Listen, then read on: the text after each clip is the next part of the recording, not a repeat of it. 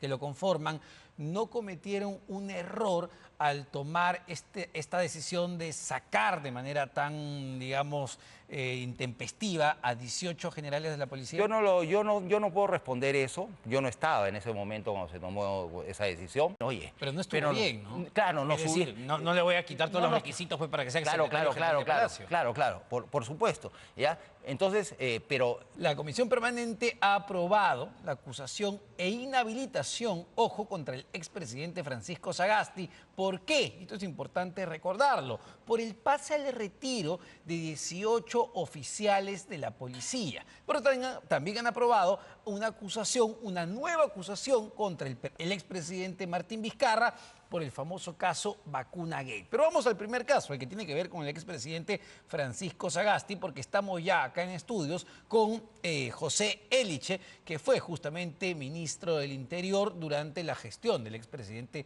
Sagasti. ¿Cómo está, José Eliche? Muy buenas noches. Buenas noches, Omar, gracias por la invitación. Y que soy también parte de la acusación. Es verdad, junto con, y esto es importante recordarlo y contextualizarlo, no solo el presidente Francisco Sagasti, sino también José Eliche como ministro del Interior de aquella gestión, y Rubén Vargas, que fue en realidad el primer ministro del Interior durante la gestión de Sagasti.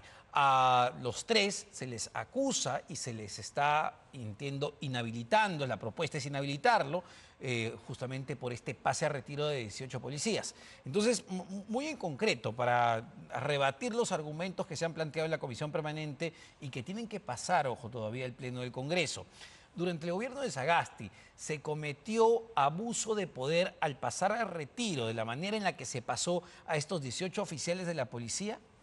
No, porque la decisión que se tomó durante la gestión de Rubén Vargas, y es el ministro el que le sugiere al presidente, así funciona el gobierno, y esas son las reglas constitucionales. El presidente es políticamente irresponsable, es el ministro el que asume la responsabilidad política y es el que está al frente de cada sector. O sea, un ministro está al frente de cada sector. En el caso de Interior, por supuesto, el ministro de Interior solicita al presidente tomar algunas medidas que él estima necesarias para que los órganos del sector, en este caso la Policía Nacional, funcionen adecuadamente según las circunstancias.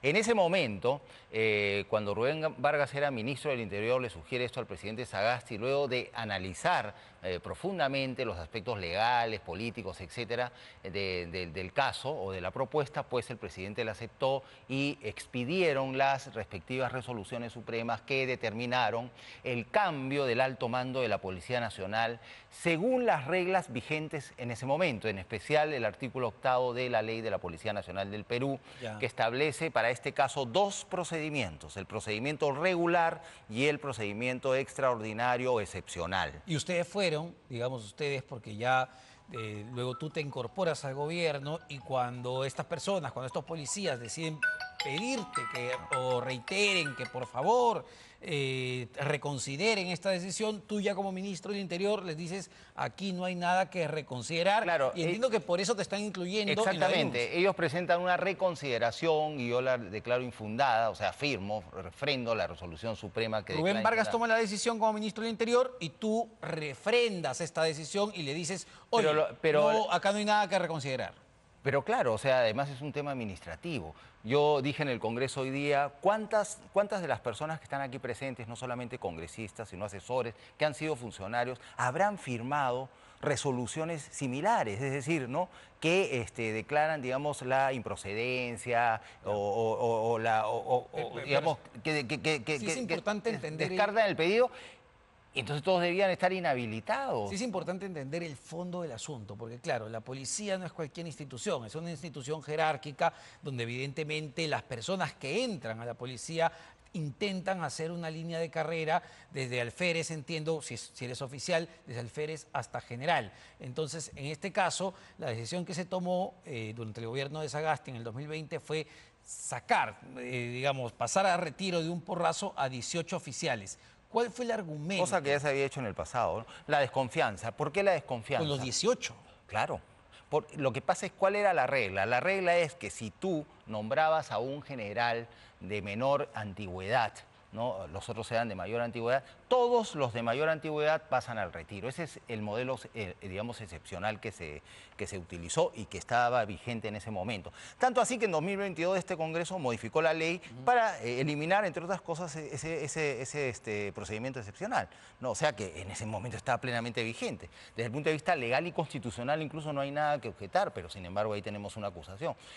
Pero desconfianza, ¿por qué? Porque el ministro había hecho una evaluación del estado de cosas en el alto mando de la Policía Nacional, ¿no? Y él señaló pues que habían, o sea, muchos, ¿no?, de los que estaban, digamos, entre el número 1 y el número 18 están investigados por diversos casos. Incluso algunos habían sido repuestos después de haber sido retirados de la Policía Nacional por casos de indisciplina y demás. Para entenderlo, José, ningún policía entre el número 1, el comandante general en ese momento de la policía, ni bien asume Francisco Sagasti, hasta el número 18, porque había que llegar, entiendo, a Cervantes, que se convierte en comandante general de la policía en ese momento.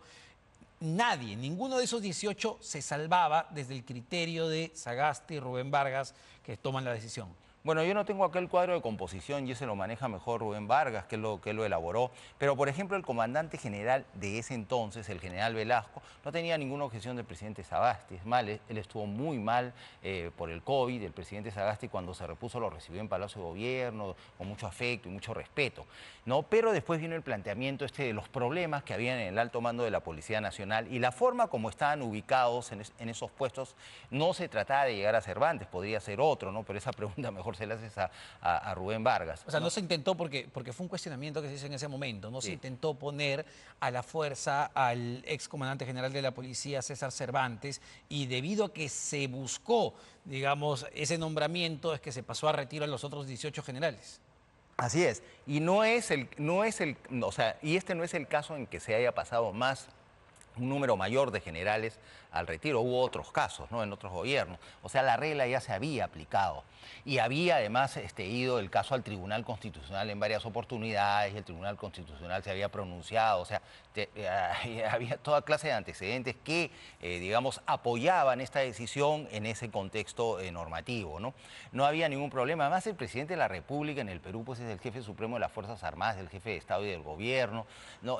Después el Congreso eliminó este procedimiento y, como yo dije hoy día en la comisión permanente, pues esto lo va a cobrar factura en algún momento, cuando el presidente se ve impedido, ¿no?, de poner a alguien de confianza encabezando la Policía Nacional o incluso las Fuerzas Armadas. Tú mencionas que cuando Rubén Vargas toma esta decisión, cuando el presidente Sagasti toma esta decisión y tú lo refrendas de alguna manera, cuando les dices... Yo no refrendo esa decisión. Pero dices que no hay nada que reconsiderar. Pero es una reconsideración, se hace la evaluación desde el punto de vista jurídico, la hago yo personalmente, pero con el apoyo del cuerpo jurídico de la Policía Nacional y los asesores jurídicos del Ministerio. Claro, pero en ese momento tú tomas la decisión de que no había nada que reconsiderar.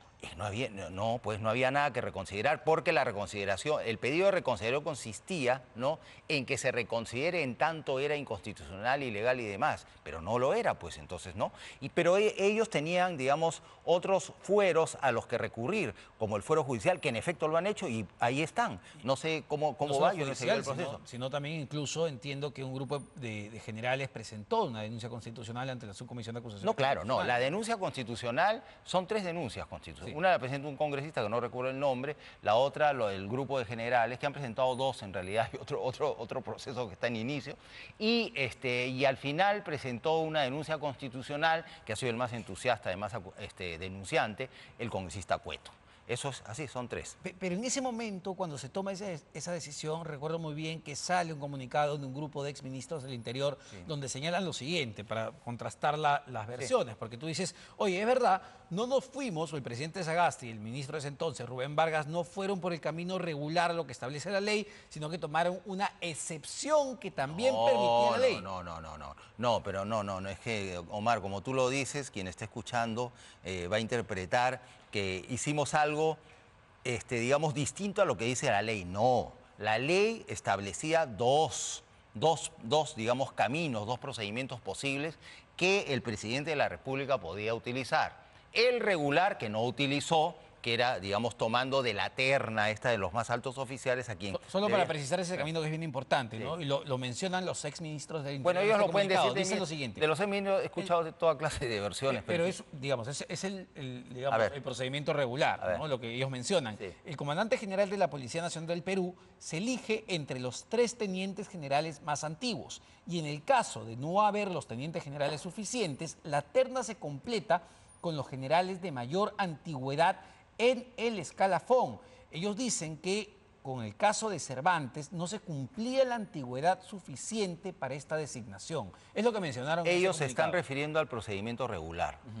Ya, todo lo que tú has señalado es el procedimiento regular. El procedimiento distinto, el excepcional, consiste en que sí, solamente más o menos esto es lo que dice la disposición, lamentablemente no la tengo acá, pero es más o menos lo que dice, que si se nombra a un comandante general, a un oficial, ¿no?, de menor antigüedad, todos los demás, no importa qué número sea, pueden ser 30, ¿no?, todos los demás pasan al retiro. Eso es excepcional.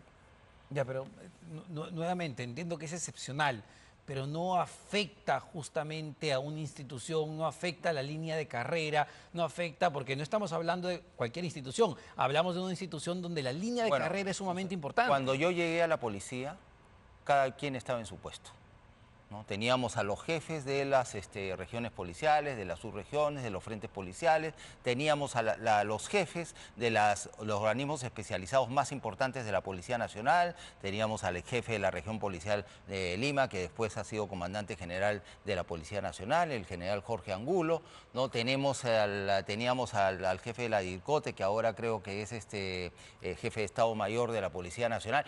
Todos están... Hay exceso, además de generales, en la Policía Nacional, ¿no? Y cada quien pues tiene su competencia y su experiencia, y yo no sentí cuando entré a ejercer el cargo ninguna falencia, falta o problema para tener, digamos, un comando nacional y jefes en cada una de las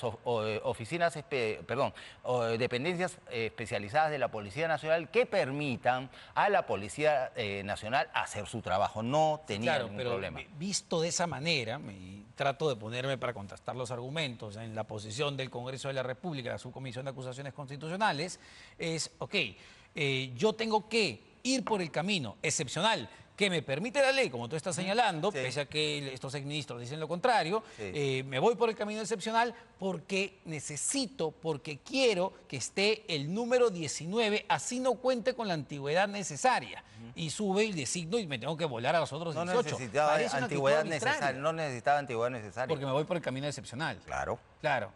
Pero, nuevamente, parece una decisión arbitraria de que quiero a y por tanto necesito votarme a todos los otros 18. Bueno, digamos que tú tienes acá un programa de televisión y resulta que necesitas camarógrafos, gente que trabaja en la producción y te ponen un número cerrado y desde ese número cerrado tú sabes que este tiene un problema, el otro tiene un problema, el que está más allá es una persona competente y tienes confianza en él que te va a poder ayudar en el desarrollo de tu programa y entonces lo traes a él y le dices, chao señores, lo siento mucho, pero yo confío en este señor y los demás se van. Lo que dijo el expresidente Francisco Sagasti es que esto se toma en un contexto donde acababa de ocurrir la tragedia pues, del gobierno de Manuel Merino, donde hubo incluso Ese era uno de los elementos. Por eso se había perdido la confianza, entiendo, en parte de la cúpula policial. Es decir, la confianza se perdió en esos 18. Habían varias cosas, varios elementos de desconfianza. Uno de ellos era ese, pero por ejemplo había otro muy importante, ¿no?, que era el trato que había tenido la Policía Nacional en cuanto a protección frente a la pandemia. Cuando yo llegué al Ministerio del Interior ya habían fallecido más de 500 policías. La Policía Nacional era el ente público con mayor cantidad de muertos, no los médicos ni los enfermeros, sino la Policía Nacional. Durante mi gestión fallecieron unos 200 más. Pero esa progresión, digamos, alarmante se detuvo. ¿Por qué? Simplemente porque tomamos medidas efectivas, no necesariamente complejas, porque no había cómo tomarlas en ese momento, no había vacuna todavía, por ejemplo. Tomamos medidas prácticas muy razonables para proteger al policía del contagio. Entonces empezó a reducir inmediatamente el contagio de policías. Ahora, sin embargo, en la denuncia que ya se aprobó en la Comisión Permanente y que hay que entender, a esto todavía falta que sea votado en el Pleno del Congreso, los acusan de haber violado 3 artículos de la Constitución, que me gustaría que rebatamos, porque además tú eres muy entendido en esto. Dicen que han violado, tanto el presidente Sagasti como tú y Rubén Vargas, el artículo 45, el artículo 139 y el artículo 172. Inciso 3 del artículo 139. Inciso 3, exactamente. ¿Qué dice el artículo 45? Para ir punto por punto. Ejercicio del poder del Estado. El poder del Estado emana del pueblo. Quien lo ejerza lo hace con las limitaciones y responsabilidades que la Constitución y las leyes establecen. Ninguna persona, organización, Fuerza Armada, Policía Nacional o sector de la población puede arrogarse el ejercicio de ese poder. Hacerlo constituye rebelión o sedición. La segunda parte no tiene nada que ver con la acusación. Sería la primera parte. Exacto, donde se han extralimitado. Bueno, la respuesta es muy simple. Se utilizó las reglas constitucionales y legales vigentes en ese momento. No se violó ninguna disposición constitucional ni legal. Tanto así, reitero, que el Congreso en 2022 modificó la ley para eliminar ese procedimiento excepcional. Ya no existe más. Artículo 139, inciso 3, dice lo siguiente, que también habrían violado, según lo que se ha aprobado en la Comisión Permanente, la observancia del debido proceso y la tutela jurisdiccional. Ninguna persona puede ser desviada de la jurisdicción predeterminada por la ley, ni sometida a procedimiento distinto de los previamente establecidos, ni juzgada por órganos jurisdiccionales de excepción, ni por comisiones especiales creadas al efecto, cualquiera sea su denominación. Nada de eso se hizo. Esto es para por la excepción. No, para empezar, tú has utilizado, has leído, no porque tú quieres, sino porque está ahí en el texto, en efecto, jurisdiccional y jurisdicción. Se refiere a administración de justicia. Eso está fuera de contexto. ¿Qué tiene que ver? O sea, la decisión que se tomó el 24 de noviembre de 2020 no tiene nada que ver con temas jurisdiccionales. Era un tema administrativo, de gobierno. Una decisión de gobierno y también con carácter administrativo. ¿Qué tiene que ver con cuestiones jurisdiccionales y con principios jurisdiccionales? Es un principio de la administración de justicia. Entonces, digamos, se han inventado estos artículos. Sí, está fuera de contexto. Yo lo dije, lo he dicho ahora en la Comisión Permanente. ¿Por qué crees que el Congreso está haciendo esto? Por razones políticas, ¿no? ¿Por qué? Porque el procedimiento de acusación constitucional siempre lo hemos conocido como antejuicio político, ¿no? ¿Por qué? Porque el Congreso, el Parlamento, digamos en general, donde existe este procedimiento como en el Perú, tiene la oportunidad de hacer un preenjuiciamiento antes de que el congresista sea sometido a proceso en los tribunales de la justicia común que le conocemos en el Perú como Poder Judicial, ¿cierto? Entonces, y evitar de esta manera que tú, por el hecho de ser político, pues seas acusado, denunciado por razones personalísimas, solamente políticas. Es decir, garantizar de que en efecto se trata de un caso, ¿no?, cuyo contenido principal es jurídico penal. Eso es. Pero cuando tú pones en el artículo 100 de la Constitución la posibilidad de que el Congreso sancione, ¿no?, destituyendo al funcionario que es procesado, dependiendo de cómo va resultando, lo que se va, digamos, obteniendo como pruebas, como evidencias en el caso, destituyendo, suspendiéndolo en su función. Ya, te vas al Poder Judicial y mientras tanto te suspendemos en tu función. Pero aquí el problema grave, la gran arma política, y más aún en el contexto que estamos viviendo, es la inhabilitación. Entonces, te saco de la carrera completamente, te inhabilito. ¿Tú crees que el Congreso, el Pleno del Congreso de la República finalmente va a terminar aprobando esto que ha aprobado la Comisión Permanente? Yo creo que sí. Y yo personalmente lo tomo como observando cómo funciona este Congreso, con los mochasueldos, con congresistas que se aprueban una ley con nombre propio para tener una doble percepción del Estado, con congresistas que de manera irresponsable por ayudarse entre ellos resulta que terminan modificando la legislación penal y procesal penal que nos afecta a todos los peruanos, con congresistas que no han respetado el principio de no iniciativa en el gasto público, etcétera, y demás, etcétera. Es una condecoración cívica, una rara condecoración cívica que este Congreso te inhabilite. Pero por lo que me dices, el objetivo detrás de esto sería sacar de carrera o sacar de una posible carrera, porque no lo había confirmado nunca, o todavía entiendo, al expresidente Francisco Sagasti, de ser candidato a la presidencia. Que no va a ser candidato. Pero bueno, él lo ha dicho 1000 veces, nos lo ha dicho a nosotros, hoy día lo ha vuelto a decir de manera pública, no va a ser candidato. Pero bueno, igual por si acaso lo quieren tener así inhabilitado, ¿no? A mí no creo, yo no soy tan importante, y Rubén Vargas creo que tampoco. Igual yo no voy a ser candidato a nada, no pienso ser candidato ni a regidor, ¿no?, ni al Congreso, ni a nada.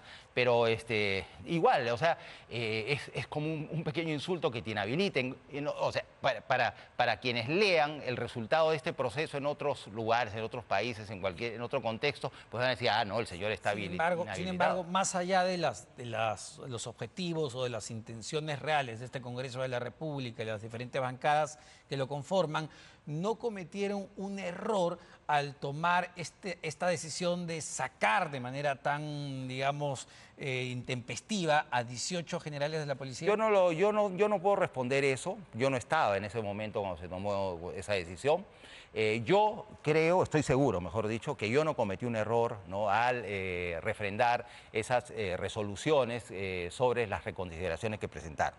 Y yo no tuve problema alguno con la policía. Es más, en el tercer artículo, que también dicen que se ha violado y que no tiene nada que ver, yo dije hoy día en la comisión permanente, bueno, si se trata de ascensos, durante mi gestión, durante el gobierno de emergencia y de transición y emergencia, resulta que se llevó a cabo quizás el proceso de ascensos más limpio que ha habido en la Policía Nacional. ¿Tú has escuchado alguna vez una queja, una denuncia sobre ese proceso, como ha habido después que han cobrado, que han pagado, que los ascensos? A mí me llamaba todo el mundo. Sí, que fueron denuncias sumamente graves, con Pedro Castillo sobre todo. No solo con Pedro Castillo, en otras oportunidades también. En esta vez no se escuchó ni una sola denuncia, ha sido casi perfecto el dado proceso. que lo mencionas, y si bien no es parte de esta acusación aprobada en la comisión permanente, otro punto que siempre se le cuestionó al gobierno de Francisco Sagasti fue la decisión de haber bajado la valla 2 días antes de que asumiera. Pero es que no fue el gobierno, lo he dicho 1000 veces también, y yo te lo digo. Cuando yo soy nombrado ministro del Interior, era secretario del despacho presidencial. Y entonces el presidente Sagasti me preguntó, ¿y ahora quién pongo en tu lugar? Bueno, a Félix Pino, que era el secretario del Consejo de Ministros, que es mi amigo y en quien confío plenamente porque tiene mucha experiencia en este cargo. Y él asumió la Secretaría General. Cuando terminó el gobierno, y mientras el presidente Sagasti estaba reunido con las iglesias y qué sé yo, Félix Pino, que estaba en contacto, y esa sí es una disposición que se dio a todo el gobierno, como siempre ocurre, denle todas las facilidades al gobierno que viene, a sus comisiones de transferencia, es algo que se hace con todos los gobiernos. Si ganaba Keiko, íbamos a hacer exactamente lo mismo, ¿no? Bueno, ganó Castillo, yo recibí a quien me reemplazó en el ministerio días antes de que se sepa que iba a ser ministro, y él decidió por qué. ¿Qué pasa? En el despacho presidencial... Él pidió que bajen la valla. No. En el despacho presidencial, no sé, ¿quién pidió? El gobierno de Castillo, dices. La comisión de transferencia. La gente de Castillo. Claro, la gente de Castillo. Y Félix Pino, lo que pasa es que en Palacio de Gobierno, por este sistema de irresponsabilidad política administrativa del presidente de la República, por eso, digamos, orgánicamente, funcionalmente depende de la presidencia del Consejo de Ministros este órgano, ¿ya?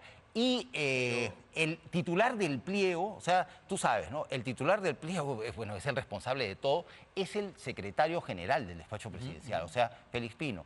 Él decidió, él firmó la resolución. Francisco Sagasti no se enteró de la existencia de esa resolución y no tenía por qué enterarse. Yo después le dije a Félix Pino, oye... Pero no estuvo bien, ¿no? Claro, no. Es decir, no le voy a quitar todos los requisitos pues, para que sea secretario general de Palacio. Claro, por supuesto. ¿Ya? Entonces, pero se dice, Francisco Sagasti bajó los requisitos de la Secretaría General para que entre Pacheco. Eso no es cierto, eso es falso, absolutamente falso. Claro, la decisión la toma Félix Pino, que en ese momento era secretario general de Palacio, pero esta decisión no la tuvo que refrendar el presidente. No, para nada, ni siquiera tenía que conocerla. Así es la ley, no tenía que... O sea, por supuesto había una confianza en Félix Pino, yo creo que él debió avisar eso, ¿no? No tenía que hacerlo, tampoco ha cometido un acto ilegal. Pero, digamos, entre nosotros, ¿no? Yo he conversado con él, yo le dije, oye, por lo menos nos hubieses contado que ibas a hacer una cosa así para estar alerta, para saber que lo has hecho. Pero en eso no tuvo nada que ver el presidente de la República. Yo lo juro, no tuvo nada que ver. Muchísimas gracias, José. Como Gracias siempre, también. José Eliche, exministro del Interior, el secretario también general de Palacio de Gobierno y además exoficial mayor del Congreso de la República. Vamos a ver qué decide el Parlamento. Es ex más nada ya, pues como 10 años me venían a habilitar, no voy a poder ser nada más ya. Muchísimas gracias, José. José Eliche. Vamos a una pausa.